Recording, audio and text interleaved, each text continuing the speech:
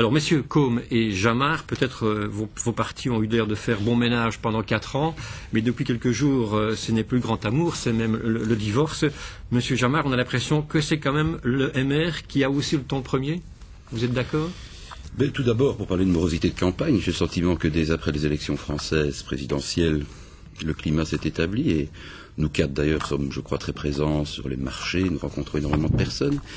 Et j'ai vu beaucoup de personnes qui s'interrogeaient, qui questionnaient, qui n'étaient plus aussi, je dirais, sectaires qu'avant et qui, par rapport, je dirais, à des enjeux de société qui sont très importants, posaient les bonnes questions. Je crois que c'est une première chose. Et donc, la morosité, je pense qu'elle n'est pas là où on croit toujours la voir, c'est-à-dire dans les médias. Moi, je crois que les gens, véritablement, s'interrogent quand même quant à l'avenir de leur État et aussi de leur région, voire de leur arrondissement.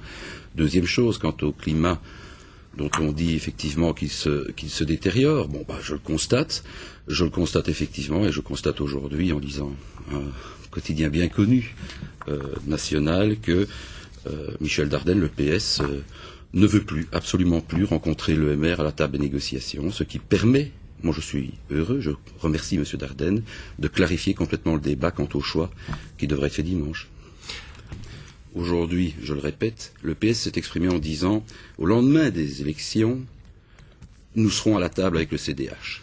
Et nous ne voulons pas du MR. C'est dit aujourd'hui en toutes lettres, ça a été dit dans les JT. Et donc ça veut dire clairement ceci. Ce n'est pas mon point de vue, vous le savez bien. Vous le savez bien, Michel Dardenne l'a dit, et il cite Elio Di Rupo. Donc le PS, oui, mais on m'interrompt. Oui. Et donc ça veut dire quoi? Voter PS-SDH, c'est voter Chauvet et Verchou, excusez-moi pour le verre, monsieur Javot. Et donc il y a une alternative. Si nous avons une voix en plus, on peut changer le centre de gravité.